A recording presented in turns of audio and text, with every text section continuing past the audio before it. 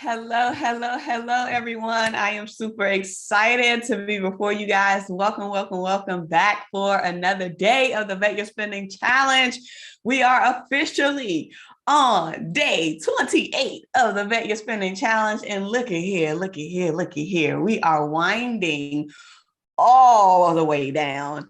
And I am so excited about the growth and the progress and everything that you guys have been doing throughout this 30-day challenge, with us only having just a few more days left. We are on day 28 out of 30. And you guys have been killing the game. So for those of you who are new, I am Sophia Melone, the Debt Demolisher, host and creator of the Bet Your Spending Challenge, where we are getting you not only in control over your finances during this holiday season, but we are getting you money conscious during this holiday season. So if you guys are back, you guys who are registered, you guys who have been coming in day after day, listening to these lives, doing the growth work, you know I want to shout you out and welcome you back into the room, because listen, we got some gems that are coming for today. So now that YouTube has fully connected to my Zoom account, let me go ahead and pop out the chat so that I can see who was in the room, because you guys know that I absolutely love to be in front of you guys and engage with you guys and see your faces, even though we're in this virtual space. But let's see who's in the room. We got Acacia. Acacia is in the building saying hello. Hey, Acacia. Coach Letitia is in the building saying shalom, sis and family. Hey, Coach Letitia. Hoping all is well with your baby girl and continuing to stay well with her. We are still keeping her uplifted and in prayer. Lisa Smiles is in the building. Lisa, don't make me shout. Lisa, I've been seeing your growth work coming in. Ooh, you made me want to run around this whole office today when I was looking through your growth work. So keep up the exceptional work. Keep up the transparency, keep up the revelations, keep digging, because I'm telling you, the further that you dig, the bigger breakthrough that you're going to have and the more growth and expansion that you're going to see within your finances. So let me thank you for the work that you've been doing so far in this challenge. I'm seeing you. My brother Joe is in the building. Chef Joe, you guys, looky here. Listen, Joe, please drop your Instagram page in the comments and in the chat right now, please, so that everyone can go and follow you. My brother is a chef. He throws down. Do you hear me? He does the dinner on the goes. He does brunch on the goes. He does private dining experiences. He is the best. And let me tell you, his crab rolls just bring me so much joy. His crab rolls just bring me so much joy. They are so good. So listen, shout out to Sir Joseph Reinhardt. Go ahead and drop your IG down in the comments so that they can go and follow you, because that's normally where he is. He's big on IG. Y'all know I don't be on Instagram and stuff like that. But listen, y'all don't want to miss the wisdom that my brother has, the food that he throws down on. If you're in the DMV area, please get yourself either a private dining experience or get yourself an order off of the menu. Brunch on the go, dinner on the go, breakfast on the go, whatever he chooses to do. Okay. So thank you. I'm so excited. My brother is in the building. So good to see you. All right, let's see who else we have. My sister Steph is in the building. Hey, Steph. Steph is in the building. And yes, Steph knows Joe too, because we all went to high school together. So Steph definitely knows Joe as well. So Coach Letitia saying shalom to Acacia, saying shalom to Lisa. Q Scott is in the building saying, hey, all. Hey, Q Scott. All right, now I see you guys are laughing. Y'all welcoming my brother Joe into the community. Thank you. All right, now. Okay. All right, let's go. Look, Lisa said, drop the IG, Joe. We need to see it. Steph is saying the food is amazing. Yes, the crab rolls are torched. And let me tell you something. Them crab rolls, oh Lord, giving me all my heart and soul right now, getting me all excited. The chef wow sauce. Listen, the wow sauce, oh my gosh, to die for. Do you understand me? To die for. I put that chef wow sauce on everything, and Joe even knows that. So good, so good. The crab rolls are the bomb. Listen, the crab cake egg rolls. Let me get the name correct. Yes, crab cake egg rolls. They are delicious. Okay, super excited that you guys are here. All right, awesome sauce. All right, so let's jump into the crux of the work. Let's jump into the crux of the lesson. We are on day 28 of the Vet Your Spending Challenge, and you can tell by looking at the title that we're going to be talking about comparisons. We're going to be talking about doing our preliminary comparisons between what we budgeted in addition to what we've already spent thus far. Now, based on some of the growth work assignments that I've been seeing from you guys, some of you guys have fully shopped. You got everything on your list. There's nothing else that you plan to get. You have no discrepancies. Kudos, kudos, kudos. But some of you guys, based on the date ranges that you selected and based on the dates that you plan to finalize your shopping, you still have a couple of windows. Some of you guys won't be finished your shopping until December. So here's what I want to be able to introduce to you guys on today. And not only that, allow you guys to begin to do this comparison and do it on a frequent basis, because just because you're doing it for day 28 does not mean that you don't have to do it after we're done with this challenge. You want to be doing this pretty much almost every time that you purchase something. So when we look at our budgets and when we look at the process and we look at everything that we've gone through thus far, whenever we establish a budget, you guys, it is extremely important that we always go back and compare it to what we actually spent. And this terminology is called your budgets versus your actuals. You always want to look at what you spent, and you always want to bounce it up against what you have budgeted. Because here is the thing. You want to be able to identify how off or how close or what your estimates were like when it comes to your budgeting. So a lot of times when we're going through this space of trying to estimate our numbers or trying to maybe create a window or maybe a cushion, there could be some excess.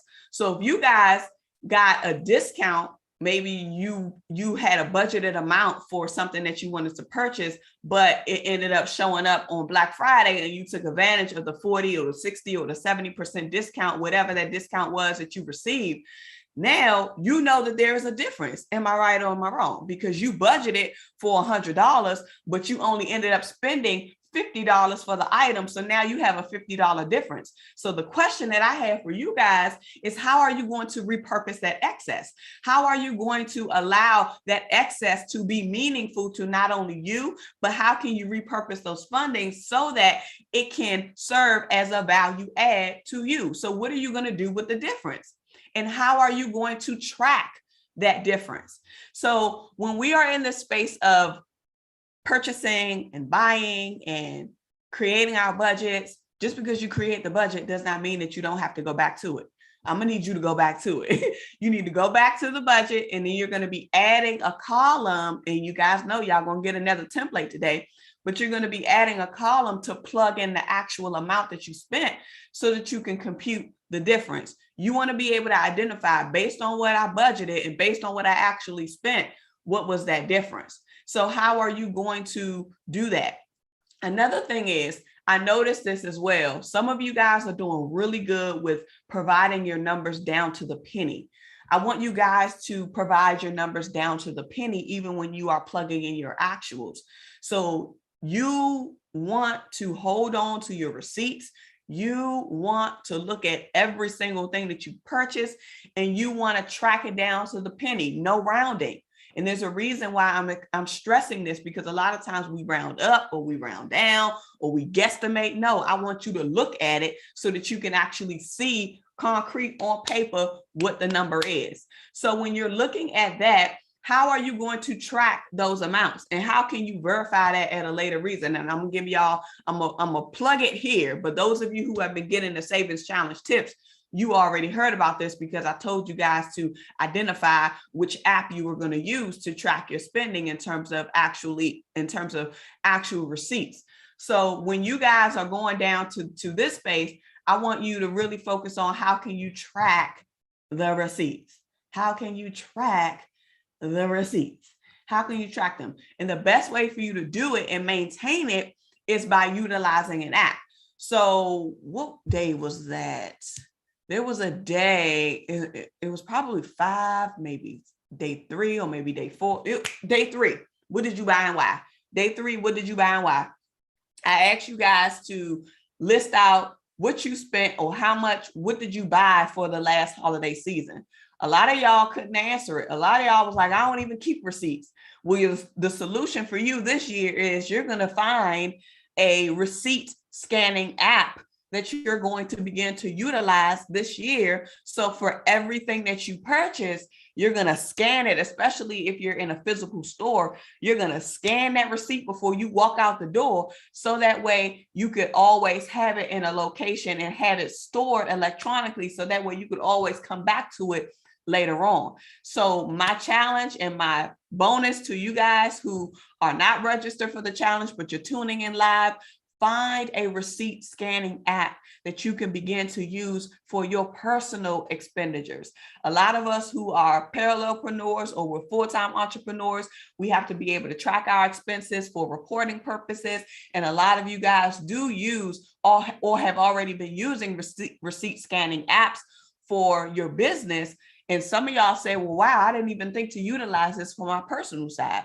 Exactly. You can, especially when it comes to big things like this, to really see when you're buying things in bulk or when you're buying a lot of things, and it could be for different reasons.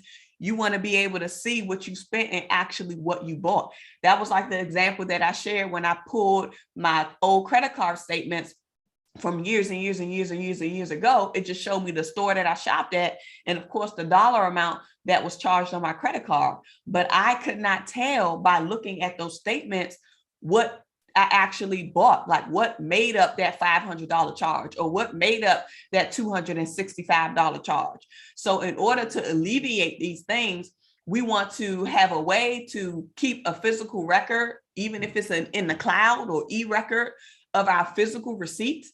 And then if you have electronic things where you're ordering things online and you may not get a physical receipt, you sure enough get an email confirmation. Am I right or am I wrong? And so if you get an email confirmation, my challenge to you is to create a designated folder for receipts. So every time you order something online and you get that confirmation, drop it in a receipt folder that's inside of your inbox. And if you really want to get savvy with it, if you really want to get about it, you can create a whole nother email account just for your receipts. This is a strategy that I normally share with folks, especially when it comes to bills and trying to maintain different households and things of that nature. You can create a new email address that's just strictly for your bills. So that way, if there's any accounts that you sign up for, any logins or any of that, it's all going to go to one email address and it won't get buried. It's because you're going to have that designated email inbox for all of your bills, all of your expenses, all of your tracking along those lines. You can use that same methodology, that same approach to your receipts. And you'll have it all in one place and it won't be cluttered. It won't be lost. And the next time when you come to this challenge next year and I ask you, what did you buy and why? You can go right to your inbox. You can go right to your folder. You can go right to your receipt scanner app and say, I bought X, Y, and Z. And here's the dollar amount down to the penny because you going to be prepared today. Okay, I'm getting y'all all the way ready for the end of the 2021, all the way on to 2022. Don't get me started today because I'm hyped. I see y'all going off in the chat now. What's going on, you guys? What y'all going on? All right now, I see y'all saying yes. It's a full house. Hey, CW meets in the building. I was just thinking about you. So glad that you're here. So glad that you're here. Look, Acacia is saying now we're hungry. Look, Joe, now you're going to have to cook for us, Joe. I'm sorry. You're going to have to cook for us now. You're going to have to cook for us. Lisa is saying Sophia is dropping gems tonight. Good idea. Thank you. Acacia is saying I love it. Lisa is saying come on now. Q Scott is saying yes, I got that e-receipts folder. It's a lifesaver along with using Expensify. Boom. Q just dropped the app for y'all. If y'all didn't catch that in the chat, she just gave you guys an app that you can begin to use for scanning and maintaining your physical receipts. Let me tell y'all something. We are a community here. Am I right? Am I wrong? We are a community here and we are going to help one another. And my goal and my challenge to you guys is to help get you all the way together in every aspect that is possible. Okay. I think we're okay.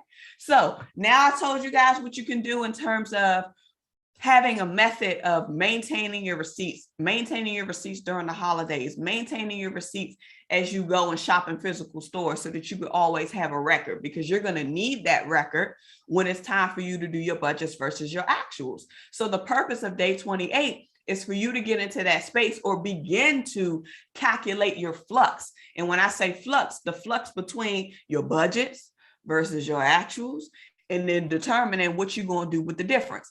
I think it was Acacia. Acacia, it was you, right? That said that you got a discount. It was you. You got a discount for an item that was on, or I guess a couple of items that were on your gift list. And you feel like you won the jackpot because you caught it on Black Friday, and now you got it at a stoop difference. Now, my question for you is, what are you going to do with that difference? How are you going to repurpose it? How will you repurpose that difference? Yes, you set it aside. Yes, we had all of these buffers included in our numbers. Yes, we had life cost estimates included in our numbers. Yes, we had all of these things incorporated into our budgets to allow us to have a bigger buffer. Yeah, we wanted to have that bigger buffer, but now I'm introducing you the concept to you guys today to let you know that there is always something to do with the difference. Just because you didn't spend as much as you thought you were going to spend or how much you have budgeted to spend, that doesn't mean that it's free money. We got to find another place for it. Okay, we got to find another place for it. So your task for today, you're going to make note of what you've actually spent so far. And then not only that, you're going to compare your budgets versus your actual, and you're going to do this by line item. Again, we got to do this by line item. So not jumbled together. Matter of fact, let me pull up your template. For those of you who are registered, you know that you're going to get the new template because I have a template for day 28. Let me pull this up for you all. All right, share screen. Share screen. Okay. Should be sharing, I think. Okay, it's sharing now. All right, you guys. Okay, so for those of you who are registered, you know that you are going to get the new template. This is your updated template for day 28. This is your finalized gift list with preliminary budgets versus actuals. And the reason why I have it as preliminary budgets versus actuals, because at this point, everyone has not completed all of their shopping yet. So because you have not completed all of your shopping yet, there is still room for fluctuations between these budgets versus actuals. So, you know, when you get this template, you're going to make your own copy. You're going to go over here, make your own copy. These are the instructions that's telling you how to do it. You'll go to file, make a copy, you'll save it for your own records. If you don't have Google and you want the Excel file, you're going to go to download it as an Excel file. Once you get to the instructions page, you're going to go to the second tab down over here. And this is going to be your finalized holiday gift list. Now, this is going to be the same thing, you guys. Remember, I still have the same information that was in there from the last time. I got my sister Steph on here. What I plan, who's the gift recipient, what's her relationship to me, what I plan on getting her, what the item is, if it's a tangible item or an intangible item. You just check the box, select no changes there, right? So this is a tangible. We have our projected gift cost. The projected cost for the gift item, how much we anticipate that this gift will cost us, the date that we plan to spend or the date that we plan to purchase it. Then we're coming up with our updated amount based on the cost after researching. You guys have already done this, but for those of you who are new, I just want to run through the template. Then we're going through the space of identifying, okay, what will be the benefit, the value add, or the increase that this particular gift is going to give to the gift receiver. In this case, my friend Steph. You're going to map out the life cycle costs. What are all of the things that are potentially included or incorporated that would drive the cost of this item up? Purchase to install, purchase to operate, purchase to maintain, purchase to ship, right? The cost to ship, to finance it, if you're putting it on credit, to dispose of it, to depreciate it if you're buying a car. So just thinking of all of those things, depending on the item that you are procuring for the person that's on your gift list, you're going to calculate what that anticipated projected life cycle cost is, so that you can come up with your new total cost for the gift item that you're budgeting for. Then we're putting in our buffer contingencies. If it's 10%, if it's 15%, if it's 20%, whatever our buffer is going to change what our final budgeted amount is for the item. Y'all got it. So now we're getting to the space of how much did we actually spend?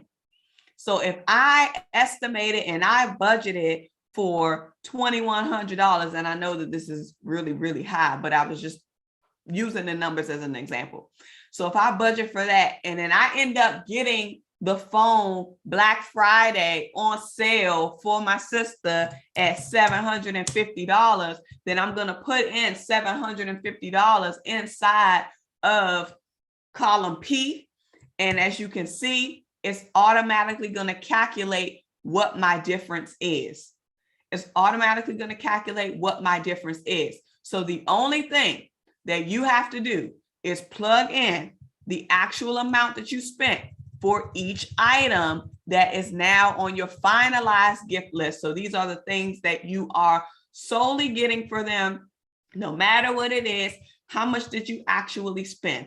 A lot of you guys purchase gift cards. Some of you guys maybe even purchase, and depending on the type of gift card, there is a processing fee or a startup fee for it, like for the Visa gift cards and things of that nature. Normally they charge like $5.95 or something like that.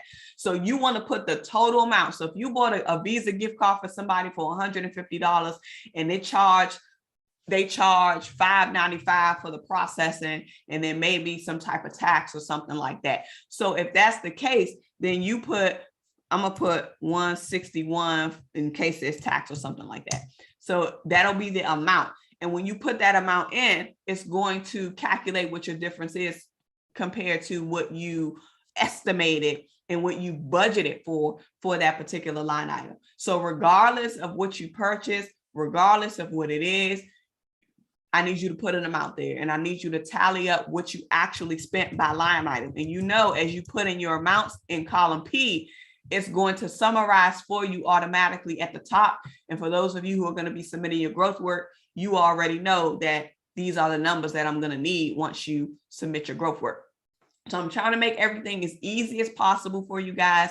This is what you'll see. This is what you'll do. You're going to go through your line items. You're going to copy. For those of you who had a previous template, you're just going to copy your data over into this one so that you can have the new formulas and everything will carry forward. And it'll give you all of the calculations and things that you need for the purposes of completing a growth work assignment and for you to be able to continue to track as you go. Again, there was no changes to this pivot table for the sake of this exercise. So for day 28, this is still your pivot from day 18 when we were looking at summarizing our final budgeted amounts by category. So that's still here. So this will give you still the amounts that were on your previous one, but you won't see that yet. Once we get to the future dates, you're going to get another template that's going to summarize all of this stuff based on your final numbers, but we'll get there.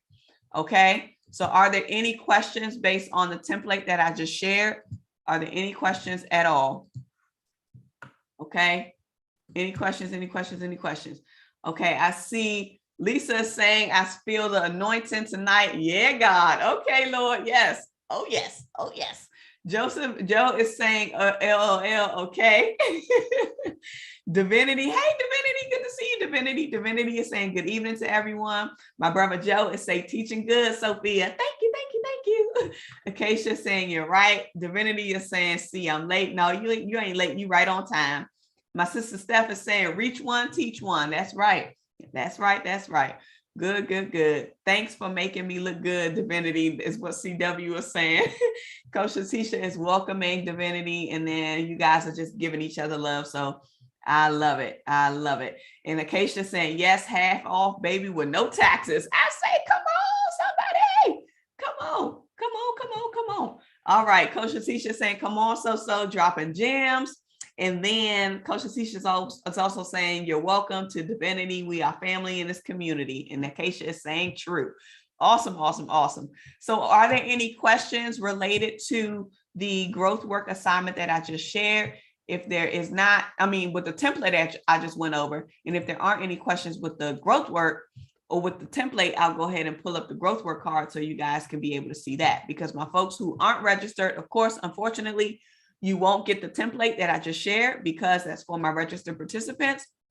But you can still have an opportunity to participate because I do post the growth work cards on my community page on YouTube. So let me share that for you guys so that you can see what we're going to be doing for day 28. So day 28 of the Bet Your Spending Challenge, of course, where we are getting you money conscious and in control financially during this holiday season.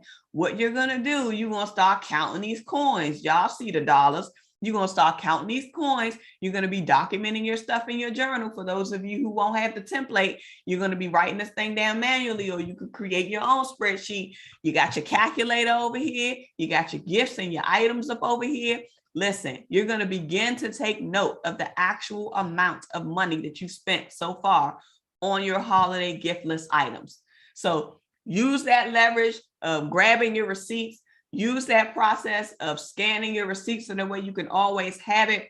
If you've been buying online, create a designated folder for your receipts so that you can just drop it in that folder whenever you spend for the holidays, and you can break it down. You can have a holiday receipt folder. You can have a household receipt folder. You can have a miscellaneous receipt folder, however detailed you want to be, but allow it to make it work for you so that it can be easier for you to go back and look for it and find it without having to shuffle through too much. So organization is going to be key in this game to keep you on task and to keep you motivated to continue to move forward. The second thing, you're going to calculate the difference between the budgeted amount and the actual amount that you spent by line item. You're going to do this by gift line item. I need you to be able to see verbatim, based on what you budgeted, this was how much I spent. Was I over or was I under? Did I underestimate when I was budgeting for this particular item? Or did I overestimate? Hopefully, a lot of you guys will have overestimated if you have been following the strategies and the lessons that I've been sharing each day, because I designed it that way to really help you always position yourself to have an excess, because I know that I have the intention and I want you to be able to repurpose that excess. So you're going to simply take note of what you spent, find a way to maintain your receipts, track your receipts, calculate the difference between the budgeted amount and the actual amount, and then tell me what that difference is. So that way we can figure out a way to repurpose it, because I want to know, what are you going to do with the excess? That's what I want to know. What are you going to do with the excess? We got to know, because you got to have a place for it. For those of you who are registered, you already know that your savings challenge tip is going to be forthcoming. We are on savings challenge tip number 21.